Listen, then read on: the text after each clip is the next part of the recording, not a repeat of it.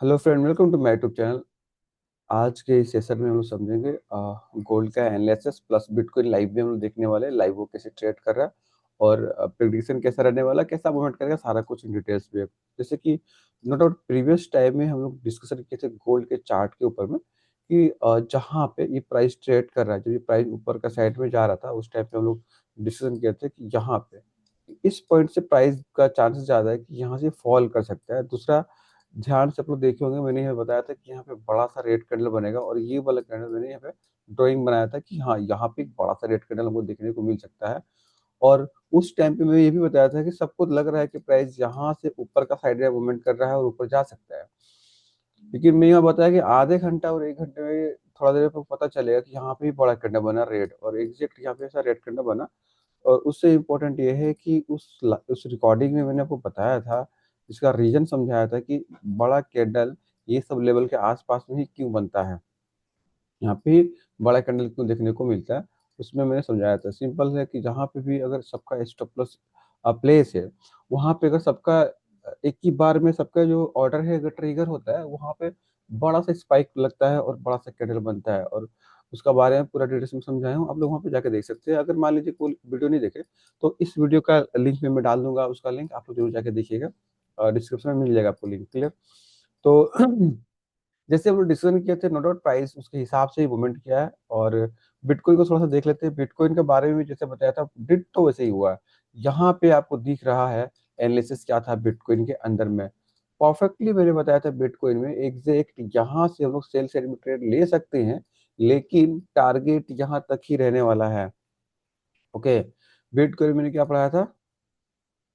Bitcoin में मैंने ये पढ़ाया था कि यहाँ से हम लोग सेल साइड में ट्रेड लेंगे और टारगेट ये रहेगा, और जैसे ही यहाँ पे आएगा हम लोग बाइंग साइड में ट्रेड लेंगे और प्राइस वापस से मूवमेंट करते हुआ ऊपर का साइड में चला जाएगा। क्लियर?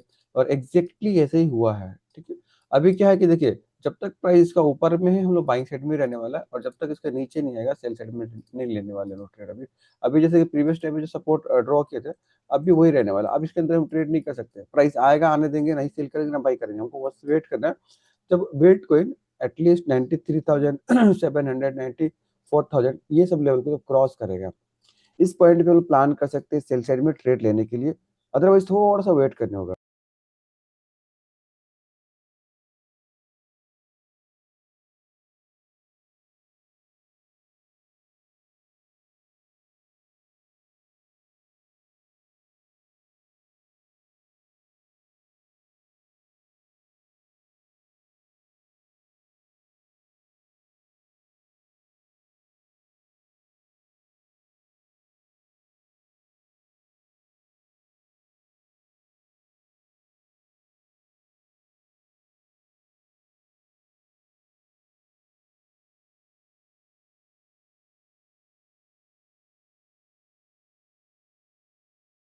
तो यहाँ पे थोड़ा सा फोकस करना होगा।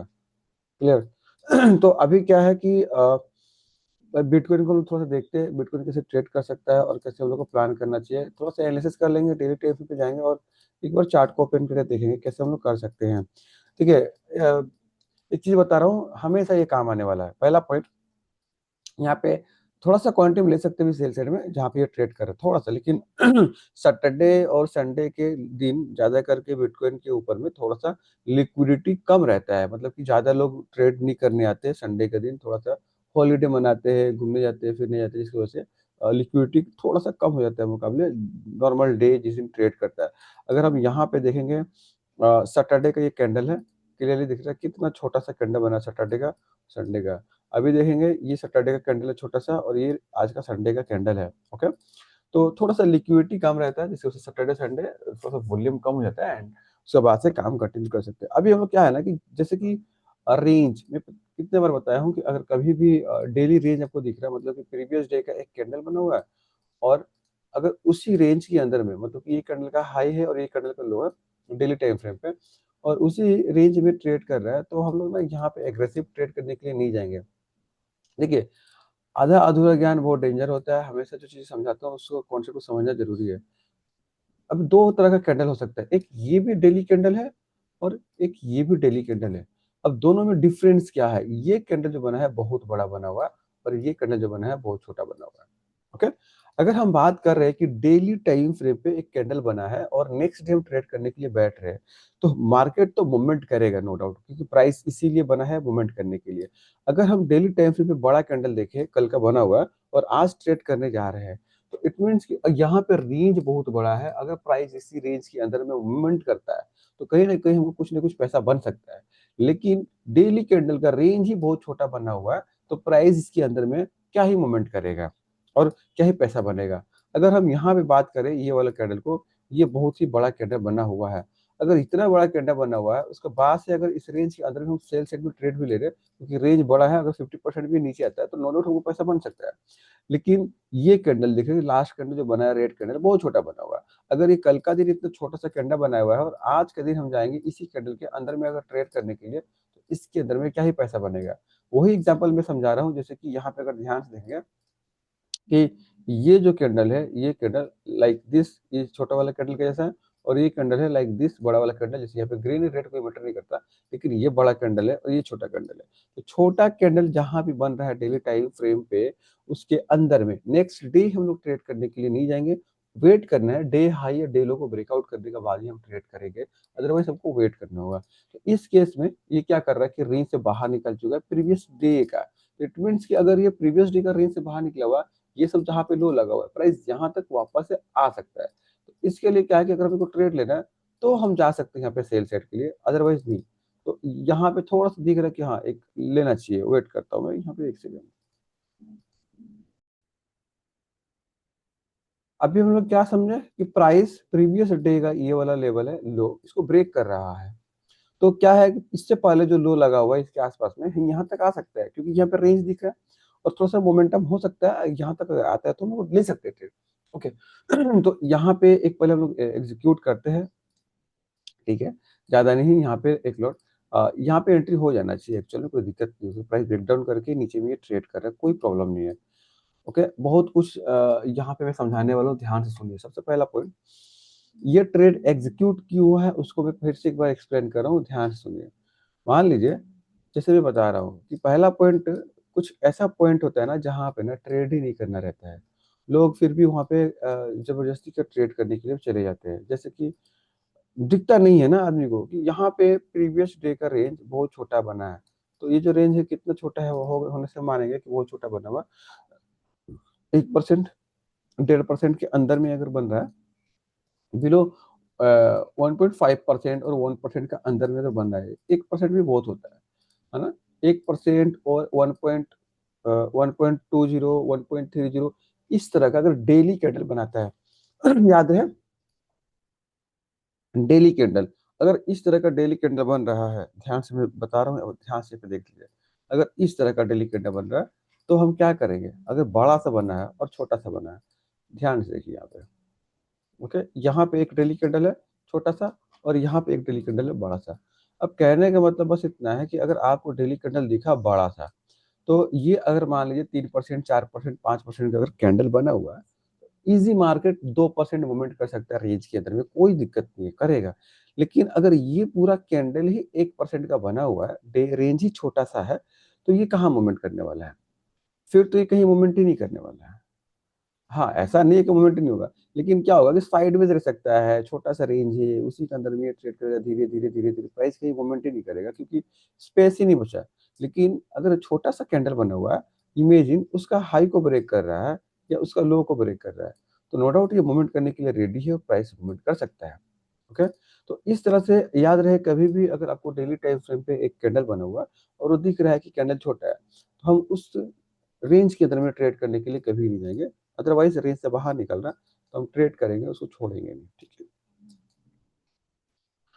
तो ये जो कॉन्सेप्ट है, इसके ही बिहाफ पे हम लोग यहाँ पे एक ट्रेड एग्जीक्यूट किए, क्योंकि ये क्या है कि रेंज से बाहर निकला है। कल का रेंज कहाँ पे था?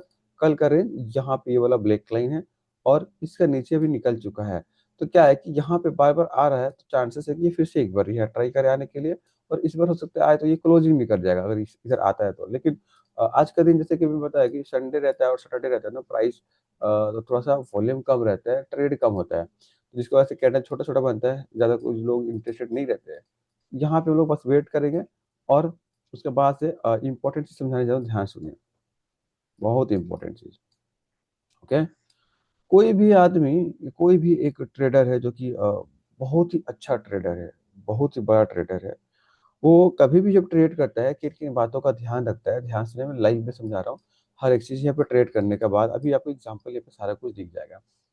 इमेजिन मैं यहाँ पे एक ट्रेड एग्जीक्यूट किया हूँ, तो आपको क्या लग रहा है जस्ट मैं यहाँ पे क्वांटिटी कम है बोल के यहाँ पे एक ट्रेड एग्जीक्यूट कर दूँ? नहीं, सारा कुछ प्लान रहता है। प्लान में क्या है कि अगर मैं कहीं भी ट्रेड करना है तो वो चीज़ें मेरे को पता रहना चाहिए कि पहले वहाँ पे ट्रेड करना भी है कि ट्रेड नहीं करना है। अगर मेरे को लग रहा है कि हाँ डे लो ब्रेक किया है, हमको यहाँ पे सेल साइड में एक ट्रेड लेना है, तो हम यहाँ पे एक ट्रेड एग्जीक्यूट किए, ओके।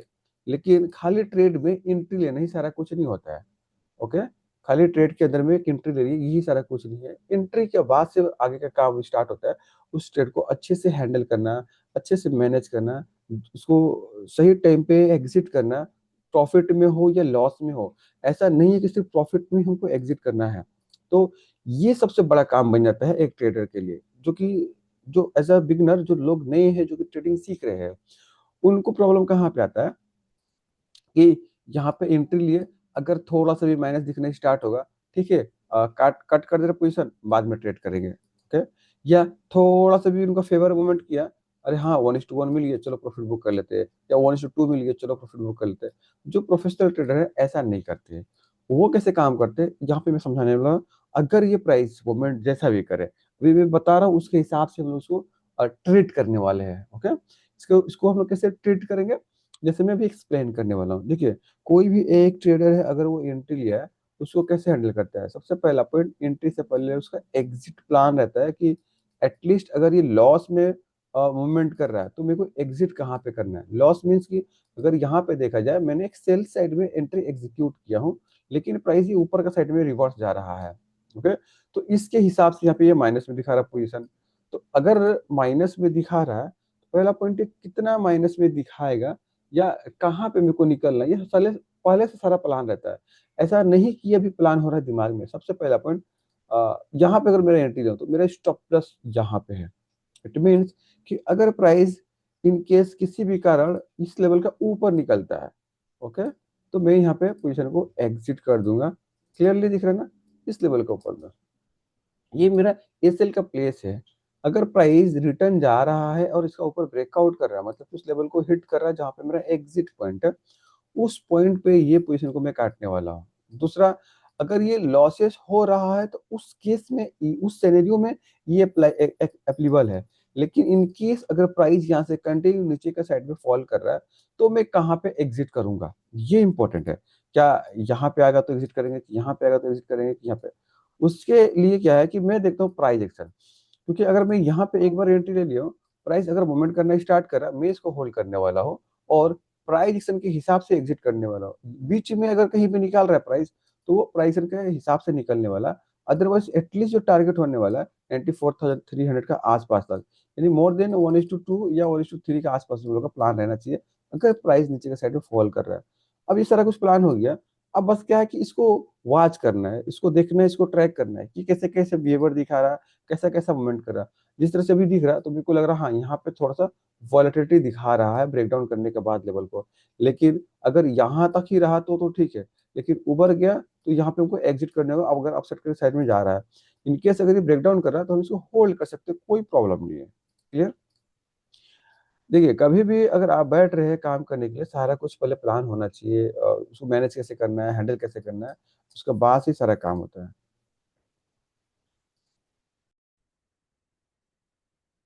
ओके, थोड़ा सा देख रही प्राइस कितना अच्छा मूवमेंट कर रहा है, और एंट्री लेने के बाद प्राइस ऊपर का साइड में रिवर्स गया है, नो डाउट।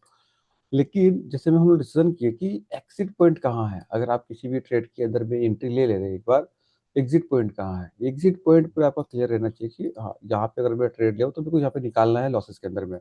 ऐसा नहीं है कि अ, मैं एक बार एंट्री ले लिया, प्राइस आपका अगेंस्ट में जा रहा है और हम वहाँ पे बैठ के हुए हैं। इस तरह से कभी ट्रेड नहीं करना, नो डाउट बहुत बड़ा लॉस हो सकता है। हमेशा प्लानिंग के साथ में काम करना है। अगर आपको एक एंट्री दिखा है, वहाँ पे हम ट्रेड ले रहे हैं, तो वहाँ पे एग्जिट भी करना है। ऐसा नहीं कि बस एंट्री ले लिए और बैठ के लॉस हो रहा है देखेंगे, प्रॉफिट हो रहा है देखेंगे, नहीं। खाली एंट्री लेना है, बहादुरी की बात नहीं होता है, उसको मैनेज करना जरूरी है, उसको हैंडल करना जरूरी है तरीके से, वो भी माइंड के ऊपर कोई उसका प्रेशर नहीं आना चाहिए आपको माइंड के ऊपर में, क्या लॉस हो रहा, प्रॉफिट हो रहा, कुछ भी नहीं। नॉर्मल, अगर यहाँ पे एंट्री है तो ऊपर जाएगा, हमको यहाँ निकालना है। अगर नीचे जाएगा तो ऐसा नहीं कि हमको यहाँ पे निकालना है, नीचे जाएगा तो हमको होल्ड करना है। देखिए पैसा आपको कैसे बनेगा कि अगर आप एक बार एंट्री ले लिए और आपका फेवर मार्केट मूवमेंट कर रहा है, तो अगर उसी डायरेक्शन में मूवमेंट कर रहा है तो उसको हम होल्ड करेंगे तो नॉट प्रॉफिट होगा, है ना। लेकिन अगर ये अगेंस्ट में जा रहा है, इसको होल्ड करेंगे तो लॉस ज्यादा हो जाएगा, इसलिए हमको नीचे का साइड में जा रहा है तो उसको होल्ड करेंगे। हाँ, अब होल्ड करने का मतलब ये नहीं कि बस चुपचाप देखते रहे, है ना, कि नीचे जा रहा है होल्ड करके देखते रहे, ऐसा अचानक से बड़ा सा कैंडल बनाया, जितना प्रॉफिट आया तो सारा चला जाएगा। उस तरह से नहीं, कुछ तरीका है जिसकी वजह से हम उसको हम लोग ट्रेल करेंगे, ट्रेल करने के बाद उसको हम लोग हैंडल करेंगे, है ना। कुछ तरीका है उसको हैंडल करने का, ट्रेल करके हैंडल कर सकते हैं, यानी कि जो स्टॉप लॉस है धीरे धीरे उसको नीचे लेके आएंगे, हम लोग शिफ्ट करते रहेंगे प्राइस के मूवमेंट के हिसाब से, प्राइस का बिहेवियर के हिसाब से। सारा कुछ तो प्राइस ही बताता है ना, कि कौन से डायरेक्शन में मूवमेंट करेगा, कैसा मूवमेंट करेगा एंड ऑल। नहीं तो हम कैसे कर सकते हैं काम। तब तक थोड़ा सा हम लोग देखते हैं, यहाँ पे गोल्ड का एनालिसिस कर लेते हैं, गोल्ड कल का डे में कैसा मूवमेंट कर सकता है। ओके, जो होना था यहाँ पे तो हो गया, अभी हम देखते हैं ये कैसे काम कर सकता है। ओके, जिस तरह से ये दिख रहा है तो ऐसा मेरे को लग रहा है कि ये रिजेक्शन जो लिया हुआ है प्राइस यहाँ से, प्रोबेबिलिटी है कि ये फिर से एक बार इसको आएगा टेस्ट करने के लिए, चांसेस ज़्यादा लग रहा है। अदरवाइज अगर ये नीचे नहीं आ रहा और ये पूरा हाई को ब्रेक करा 4640 का, 4640 का, ये सब लेवल को, तो हम लोग थोड़ा सा कंटिन्यूएशन में फिर से देख सकते हैं, एक बार और जा सकता है प्राइस। ओके, अगर ऊपर गया तो ठीक है। अगर हम लोग जहाँ पे देख रहे हैं, जहाँ पे ये ट्रेड कर रहा है डेली टाइम फ्रेम पे, ये एक दिन, दो दिन, तीन दिन और ये चौथा दिन, डे फोर्थ हो चुका है, प्राइस इसी रेंज के अंदर में ये ट्रेड कर रहा है और इस रेंज से कहीं भी नहीं जा रहा। तो एक चीज तो क्लियर है कि इसके अंदर में हम भी ट्रेड नहीं करने वाला है, ठीक है ना। ये एक चीज तो पूरा क्लियर है कि इसके अंदर में हम काम नहीं करने वाले हैं। देखिए, ट्रेडिंग बहुत सिंपल है, आपको बस आइडेंटिफाई करना है कहाँ पे वो काम करना है और कहाँ पे वो काम नहीं करना है। यहाँ पे 4643 से लेके 4570, ओके, यहाँ पे दो लेवल है। अगर प्राइस इसी रेंज के अंदर में अगर यहाँ पे एक महीने भी ट्रेड करेगा तो हम लोग इस रेंज के अंदर में अभी ट्रेड नहीं करने वाले हैं। बाकी अगर प्राइस इस लेवल को ब्रेक डाउन करता है तो हम लोग सेल साइड में देखेंगे, और ऊपर का साइड में ब्रेकआउट करता है इस लेवल का तो हम लोग बाइंग साइड में देखेंगे। देखिए, एनालिसिस जितना सिंपल रहेगा ना, उतना इजी रहेगा आपको डिसीजन लेने में। ज़्यादा कॉम्प्लिकेटेड कर देगा कि यहाँ बाई, यहाँ सेल, यहाँ बाई, यहाँ सेल, प्राइस मूवमेंट करेगा, आप थोड़ा थोड़ा देर में कंफ्यूज हो कि बाई करे कि नहीं करे, सेल करे कि नहीं करे। ओके, ज़्यादा कंफ्यूज हो जाएगा, स्टार्ट हो जाएगा। तो बेस्ट है कि आप जितना अच्छे से छोटा एनालिसिस करें, ज़्यादा कॉम्प्लिकेटेड करके नहीं करना है, ठीक है ना। प्राइस अभी भी सेम जगह पे ट्रेड कर रहा है, कोई खास मूवमेंट नहीं हो रहा।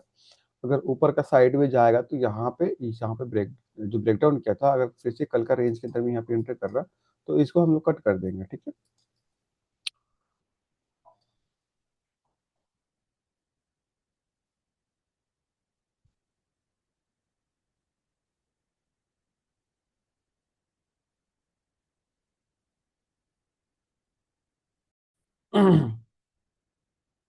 ओके, स्टूडेंट स्टडी फिर से प्राइस ट्राई कर रहा है रेंज का अंदर में इंटर करने के लिए, तो थोड़ा सा बचा हुआ, हम लोग वेट करते हैं। अगर प्राइस रेंज के अंदर में इंटर कर जाता है तो ये वाला जो चल रहा पोजीशन, इसको हम लोग कट करेंगे, एंड उसके बाद से एक इम्पोर्टेंट टॉपिक है उसको हम लोग कवर करने वाले हैं, एक क्वेश्चन है उसको हम लोग कवर करने वाले हैं।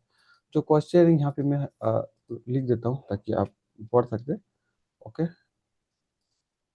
एक सेकेंड।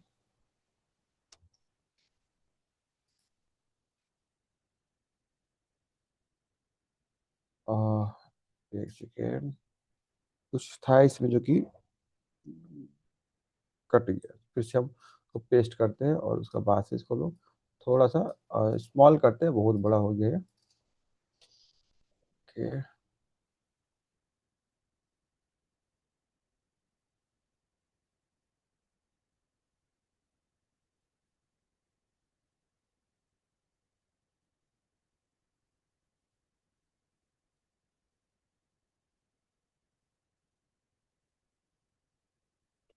तो ये साइड, हाँ आ गया। ओके, छोटा करना था ताकि पढ़ पाए आप लोग। ओके, जो क्वेश्चन है,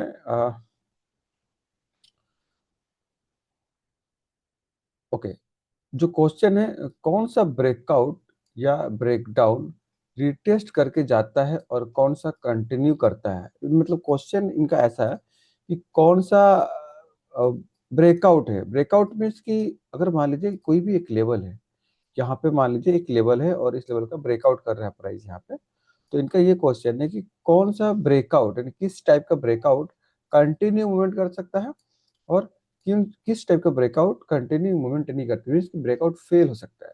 आई थिंक मेरे ख्याल से क्वेश्चन ये है, मेरे को फिर से पढ़ता हूँ, कौन सा ब्रेकआउट या ब्रेकडाउन रिटेस्ट करके जाता है और कौन सा कंटिन्यू करता है। ओके ओके क्वेश्चन ये है कि कौन सा ब्रेकआउट रीटेस्ट करके जाता है और कौन सा ब्रेकआउट कंटिन्यू चला जाता है, मतलब कि रुकेगा नहीं, प्राइस कंटिन्यू चला जाएगा। ओके ठीक है, इसके बारे में हम लोग डिस्कशन करते हैं साइड में। अब पोजीशन चल रहा है उसको चलने देते हैं, बाकी हम लोग यहाँ पे करते हैं। इसको यहाँ पे हटा के रख दे रहा हूँ। ओके यहाँ पे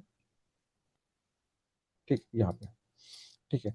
तो ध्यान सुनिए, बहुत ही इंपॉर्टेंट क्वेश्चन है और बहुत ही बढ़िया क्वेश्चन है, बहुत ही बढ़िया क्वेश्चन है वाकई में, कि कौन सा ब्रेकआउट है जो कि प्राइस को मतलब लेवल को रिटेस्ट करके जाता है और कौन सा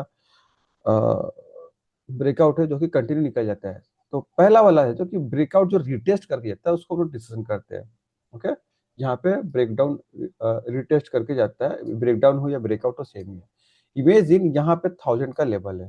ओके, यहाँ पे मैं यहाँ पे लिख देता हूँ, मान लीजिए यहाँ पे 1000 का एक लेवल है और प्राइस यहाँ पे ब्रेकआउट कर रहा है।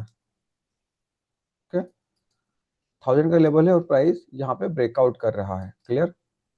तो अब ब्रेकआउट को बस देखना है कि कैसे कर रहा है। अगर प्राइस इस तरह से कंटिन्यू जाके ब्रेकआउट कर रहा है, जिसको लोग मोमेंटम ब्रेकआउट बोलते हैं, या ब्रेकआउट लेवल का पास से बड़ा कैंडल बना के ब्रेकआउट कर गया, इस तरह का ब्रेकआउट को मोमेंटम ब्रेकआउट बोलेंगे। तो अगर प्राइस इस तरह से ब्रेकआउट कर रहा है कि प्राइस स्लो एंड स्टडी गया और ये कंटिन्यू चला गया ऊपर का साइड में, इस तरह से मतलब कि इसके जो लेवल है ब्रेकआउट लेवल, उसके आसपास में कोई भी कैंडल नहीं बना, टाइम स्पेंड नहीं किया और कंटिन्यू ऊपर का साइड में ब्रेकआउट करके निकल गया।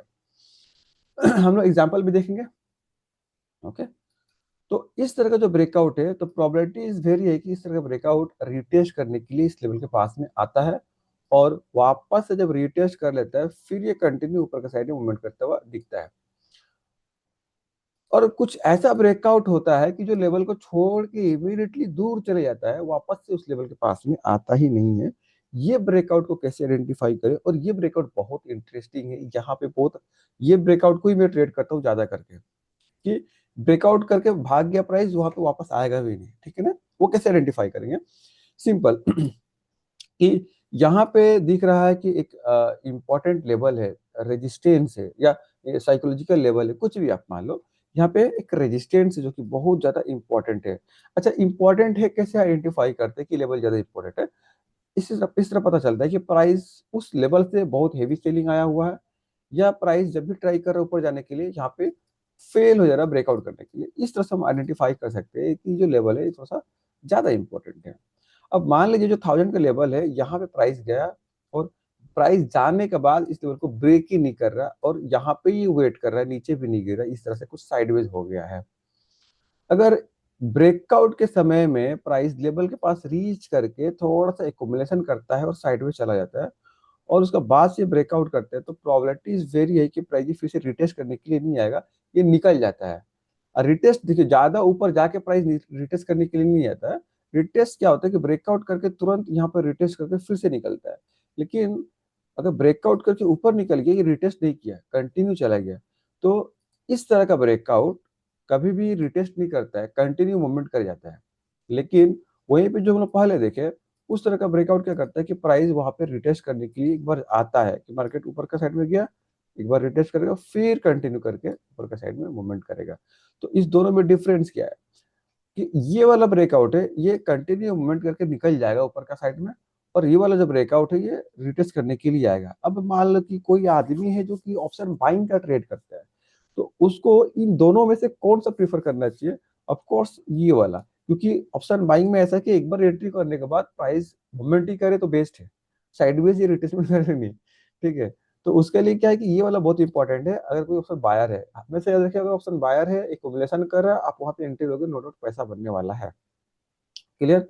दूसरा, इस तरह से अगर आपके माइंड में, दिमाग में कोई भी क्वेश्चन है, आप भी मैसेज डाल सकते हैं, ओके, कमेंट्स में, और नो डाउट आपको रिप्लाई मिलेगा, उसके ऊपर में आंसर मिलेगा जिस तरह से इन्होंने डाला। Okay, thank you. अब जिन्होंने क्वेश्चन किया था उनको आंसर मिल जाएगा।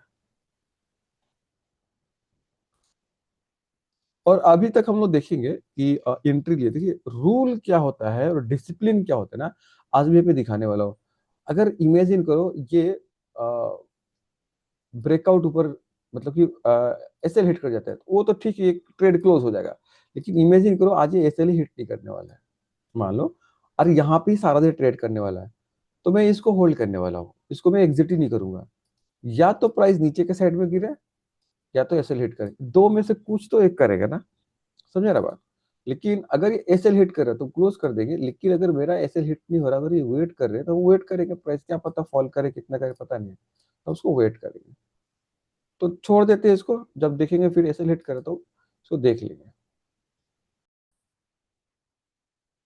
ओके, अभी क्लियरली दिख रहा है प्राइस मूवमेंट करना स्टार्ट कर गया, और ऑलमोस्ट जहाँ पे एग्जिट पॉइंट है, ऑलमोस्ट प्राइस वहाँ पे रीच कर गया। ओके, यही चीजें मैं समझा रहा था। देखिए कभी भी अगर आप ट्रेड करें ना, पूरा डिसिप्लिन सबसे ज्यादा इंपॉर्टेंट होता है। कि अगर आप मान लीजिए यहाँ पे एक सेल साइड में ट्रेड लिया और प्राइस यहाँ से कंटिन्यू रिवर्स चला गया, ओके, अगर ये रिवर्स चला गया तो एग्जिट पॉइंट कहाँ है, अगर मेरे को दिख रहा है ये मेरा एग्जिट पॉइंट है, और प्राइस यहाँ पे रीच कर गया है, तो जस्ट ये प्राइस अगर ये ब्रेकआउट कर जाता है तो नो डाउट यहाँ पे मैं एग्जिट कर दूंगा। लेकिन इमेजिन करो ये वापस ब्रेकआउट ना करके फिर से नीचे आ रहा है, तो इसको हम होल्ड कर सकते हैं। यहीं पर ना ज्यादा से लोग ना गलती भी कर जाते हैं, क्योंकि अगर कोई आदमी ट्रेड करने बैठा हुआ है, उसको दिख रहा है कि यहाँ पे मैं ट्रेड लिया हूँ और मार्केट मेरा अगेंस्ट में जा रहा है, और जहाँ पे एग्जिट पॉइंट है वहां पे चला गया, लोग क्या करेंगे, तुरंत इसको पोजीशन जो चल रहा है तुरंत काट देंगे यहाँ से, कि चलो जो भी लॉस हो या प्रॉफिट हो यहाँ पे बुक कर देते हैं पोजीशन को। लेकिन ऐसा गलती कभी नहीं करना है। अभी आपको यहाँ पे लाइफ समझ में आ जाएगा। कभी भी याद रखिए, अगर आप एंट्री लिए है और एंट्री लेने के बाद प्राइस आपका एसएल के पास रीच कर गया, वहां पे कभी भी पैनिक में पोजीशन को कट नहीं करना है, आपको चुपचाप वेट करना है पेशेंट से, या तो प्राइस का ऊपर ही निकल जाए। अगर ऊपर निकलेगा तो नो डाउट ये एसएल हिट हो जाएगा और आप एग्जिट कर लोगे। लेकिन यहाँ से फॉल कर जाएगा, आपको पता भी नहीं चलेगा, अगर मार्केट नीचे गिने रहा हो सकता है यहाँ से फॉल कर जाए। तो कभी भी अगर आप ट्रेड में एंट्री लिए हुए हैं और वो आपका एसएल तक प्राइस रीच कर गया है, तो वहां पे पैनिक में एग्जिट नहीं करना है, प्रॉपर वेट करना है। वेट किस चीज करना है, कि जैसे मेरा डिसीजन क्या है कि प्राइस ना इसका ऊपर आएगा तो एटलीस्ट मैं एग्जिट करूंगा, अगर नहीं है तो मैं होल्ड करूंगा। तो क्योंकि यहाँ पे तो मेरे को ऐसे भी एग्जिट करना है, अगर आ गया तो एग्जिट कर देंगे, नहीं है अगर रेंज में आ गया तो हमको एसएल देने की जरूरत नहीं है, प्राइस नीचे रेंज में आ जाएगा, हो सकता है मूवमेंट भी कर जाए। तो ये सब बातों को ना बहुत इंपॉर्टेंट है, ये सब ध्यान रखना है। कभी भी ट्रेड करे एसएल के पास प्राइस रीच कर रहा है तो पैनिक में उसको एग्जिट नहीं करना है, उसको होल्ड करके रखना है। अगर वो एसएल हिट करता है तो निकालना है उसको, फिर नहीं होल्ड करना है, गलती से भी नहीं। देखिए आपका एग्जिट पॉइंट यहाँ पे है, अगर प्राइस यहाँ इसका नीचे अगर एक साल भी रहता है मैं होल्ड कर सकता हूँ। मैं किस तरह का ट्रेडर हूँ मैं बता रहा हूँ, ध्यान सुनो। मैं पूरा प्योर डिसिप्लिन के साथ में काम करता हूँ। मेरा एंट्री यहाँ पे है तो मेरा एग्जिट यहीं पर होने वाला है, चाहे कुछ भी हो जाए। ओके, इट मीन्स कि मार्केट अगर 6 महीना भी यहाँ पे रहता है, मान लो अगर कोई होल्डिंग का ट्रेड है एग्जांपल, और मैं यहाँ पे वेट कर रहा हूँ, तो 6 महीने भी मैं वेट कर सकता हूँ, कोई दिक्कत नहीं। क्योंकि अगर मेरा एसएल जब तक हिट नहीं हो रहा, मैं तब तक, मतलब कि मेरे को उम्मीद है कि मेरा फेवर में मोमेंट कर सकता है। क्योंकि एसएल के पास में जब रीच कर गया, हम इसको एग्जिट ही क्यों करें, मेरा कहने का मतलब, क्योंकि मेरे को तो एग्जिट यहाँ पे करनी है खुद, तो हम वेट करेंगे ना अपने एसएल तक, हमेशा याद रखिए। ठीक है, देखिए इस तरह से एक एक पॉइंट आपको एक्सप्लेन करते रहूंगा, जहां जहां इंपॉर्टेंट चीजें लगता है समझाने के लिए, जिस तरह से सिनेरियो बनता है उसके हिसाब से बहुत कुछ समझाऊंगा। बस पेशेंस से आप लोग देखिए, सीखिए, समझिए। अगर वीडियो अच्छा लगा तो लाइक और सब्सक्राइब भी कीजिए। ओके, हाँ, वेट करते हैं हम लोग। सबसे देखिए ट्रेडिंग में सबसे इंपॉर्टेंट होता है कि जो ट्रेडर है उसका जो माइंड है वो कैसे ट्रेंड हुआ है, उसका जो माइंड है वो ट्रेंड कैसे हुआ है। अब ट्रेंड कैसे हुआ उसका एग्जांपल मैं समझा रहा हूँ, बहुत इंपॉर्टेंट है, ध्यान से सुनिए। एक ट्रेडर है जो कि स्कैल्पिंग ट्रेड करता है, ओके, तो स्कैल्पिंग ट्रेडर है, अगर वो स्कैल्पिंग ट्रेड करता है तो दिक्कत कहाँ पे है, कि अगर मान लीजिए कि 10 पॉइंट का आपका एसएल था और 20 पॉइंट का टारगेट था, ठीक है, ये नहीं बोल रहा हूँ कि ये खराब है, 1:2 है, ठीक है। लेकिन आप इमेजिन करो इसी ट्रेड में बैठे हो एग्जाम्पल बाइंग साइड में, और यहाँ से 10 पॉइंट ऊपर गया या 20 पॉइंट ऊपर गया और आपका प्रॉफिट चला 1:2, और आप यहाँ पे पोजिशन को एग्जिट कर दिया, ओके। तो उसका बाद से अगर मार्केट आपका फेवर में ही मूवमेंट कर रहा है, बहुत बड़ा मोमेंटम गया, यहाँ से मान लीजिए 200 पॉइंट ऊपर चला गया, लेकिन आप एग्जिट किए 20 पॉइंट के पास में। तो इसका मतलब क्या हुआ, आपने सिर्फ 20 ही पॉइंट कमाया, मार्केट 200 पॉइंट आपका फेवर में गया और 180 पॉइंट छोड़ दिए। फिर उस टाइम पे रिग्रेट होना स्टार्ट हो जाएगा, काश मैं इसको होल्ड करता, नहीं एग्जिट करता। तो ये सब चीजें ना नहीं होना चाहिए। जैसे कि ये एसएल के पास रीच कर गया, हम लोग बस वेट कर रहे हैं, जस्ट इसका ऊपर निकलेगा हम एग्जिट कर देंगे और ट्रेड भी क्लोज हो जाएगा। ठीक है। और उसके बाद से देखिए, कभी भी आप ट्रेड करने के लिए बैठ रहे हैं तो दिन में 1 से 2 ट्रेड प्लान करना है, उससे ज्यादा नहीं।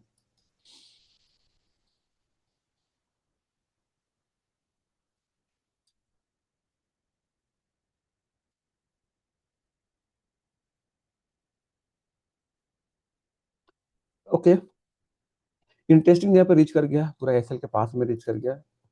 हम वेट करेंगे थोड़ा सा और।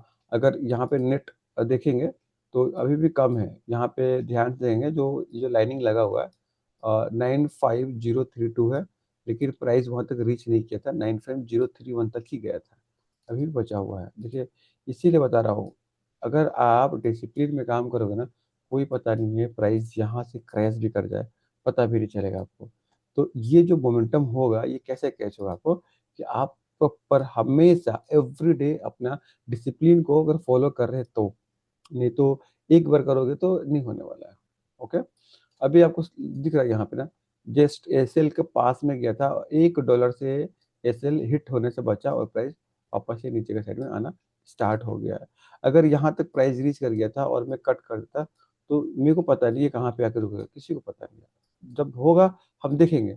इसीलिए तो मैं लाइव में समझाने की कोशिश कर रहा हूँ हर एक चीज, ताकि आपको प्रैक्टिकली समझ में आए कि कोई भी अगर ट्रेड ले रहा है तो एग्जिट घबराना नहीं है, कहाँ पे एग्जिट करना है, कब तक इंतजार करना है उसको, चाहे लॉस हो चाहे प्रॉफिट हो, सारा कुछ। ओके। तो मैं तो सोचा कि कट करने पड़ जाएगा, लेकिन अभी बच गए हम तो वेट करते हैं, सिंपल। देखिए, यही चीजें मैं समझा रहा हूँ, कभी भी अगर आप ट्रेड ले रहे हैं ना, माइंड पूरा क्लियर होना चाहिए कि एग्जिट कहाँ है। अगर एग्जिट यहाँ है, इट मीन्स कि प्राइस अगर इसके ऊपर गया तो हमको यहाँ पे एग्जिट ही होना। फिर 1 सेकेंड के लिए भी मैं होल्ड नहीं करने वाला हूँ, 1 सेकेंड के लिए भी मैं होल्ड नहीं करता, क्योंकि मेरा लेवल का ऊपर प्राइस अगर निकलता है, मेरे को मेरा एनालिसिस ही प्यारा है, क्योंकि मैं अपना एनालिसिस को ही मानता हूँ, क्योंकि मैं जिस तरह से प्राइस को समझता हूँ उसके हिसाब से अगर वो मूवमेंट करता है, तभी तक मैं उसको होल्ड होल्ड करता हूँ या राइड करता हूँ। लेकिन अगर कहीं ऐसा लग रहा है कि मेरा एनालिसिस था कि यहाँ पे बाई कर सेल करना है मान लो, लेकिन यहाँ पे बाइंग साइड का सिग्नल दे रहा है, या मैं यहाँ पे सेल साइड में एंट्री लिया हूँ, मार्केट ऊपर का साइड में जा रहा है, तो मैं मेरे को कोई दिक्कत नहीं है। अगर मैं यहाँ पे सेल साइड में लिया हूँ, मार्केट ऊपर जा रहा है, मेरे को कोई दिक्कत ही नहीं है, क्योंकि एग्जिट यहाँ पे कर ही देना है मेरे को। ठीक है। तो हमेशा याद रखिए, कुछ तरीका है, कुछ रूल डिसिप्लिन है, हमको उसको हिसाब से ही काम करना रहता है। अगर बहुत सारे लोग ट्रेड कर रहे हैं, उनको भी ये पता भी नहीं था इसके बारे में कि हाँ, हमको वेट करना है जब तक ये सर खुद हिट ना करे प्राइस। अभी दिखा प्राइस नीचे आ गया, क्या पता ये कैंडल इतना बड़ा बना कि यहाँ भी आ जाए, मेरे को पता नहीं है कहाँ जाएगा, लेकिन मेरे को यहाँ पे कौन बचाया, मेरा डिसिप्लिन बचाया, और कोई नहीं बचा रहा। लेकिन यहाँ पे माइंड वॉलेटिलिटी नहीं होने वाला है, होल्ड करे कि एग्जिट करे, क्या करे नहीं करे।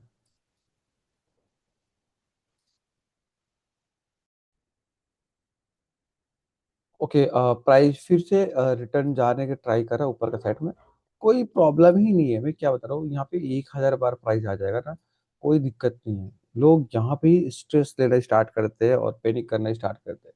यहाँ पे कोई दिक्कत नहीं है, 1,000 टाइम भी अगर प्राइस यहाँ पे रीच करता है तो, क्योंकि इस लेवल का ऊपर निकलेगा तभी मैं एग्जिट करूंगा, अदरवाइज मैं एग्जिट नहीं करने वाला हूँ, इसको होल्ड करने वाला हूँ। लेकिन ज़्यादा करके लोग यहीं पे पैनिक करना स्टार्ट कर जाएंगे कि हाँ, मेरे लेवल के पास प्राइस रीच कर गया है, अगर हम एग्जिट कर लेते हैं तो बड़ा लॉस हो जाएगा, ऐसा नहीं है। ऑलरेडी प्लान रहता है कि हाँ, कि यहाँ पे एंट्री है तो यहाँ पे एग्जिट है, सिंपल। अगर हम प्लान कर लिए हैं तो उसको हम वेट करेंगे पेशेंट से, न कि बस हर 5 मिनट में 10 मिनट पे अपने डिसीजन को चेंज करते रहे कि यहाँ पे एग्जिट कर दो, एंट्री ले लो। ऐसा काम नहीं करना है। आप एक बार ट्रेड में एंट्री ले लिए, बस आपको पेशेंट से वेट करना है। ओके, धीरे धीरे जा रहा है, स्लोली स्टडी जा रहा है ऊपर साइड में। वेट करते हैं थोड़ा सा बस, अगर ये हिट करता है तो एग्जिट करते हैं, एंड कल हम लोग फिर से नया सेशन में देखेंगे कैसे मार्केट मूवमेंट कर रहा है और कहाँ पे प्लान करना चाहिए, कैसे करना चाहिए सारा कुछ। आई होप प्रीवियस टाइम में जो क्लासेस में रिकॉर्ड किया था आप लोग देखेंगे, गोल्ड और बिटकॉइन दोनों ही सेम, जैसे मैं बताया डिट्टो काम हुआ है। गोल्ड पे बताया था बड़ा सा रेड कैंडल बनेगा, वहां पे बड़ा सा रेड कैंडल बना, और बिटकॉइन के ऊपर बताया था कि प्राइस यहाँ पे आएगा तो सेल करेंगे और यहाँ पे बाई करेंगे, दोनों ही साइड में मूवमेंट हुआ है, सेलिंग साइड में भी और बाइंग साइड में भी, सिंगल डे में ही दोनों साइड। तो नो डाउट नॉलेज रहेगा तो आप काम कर सकते हैं कभी भी।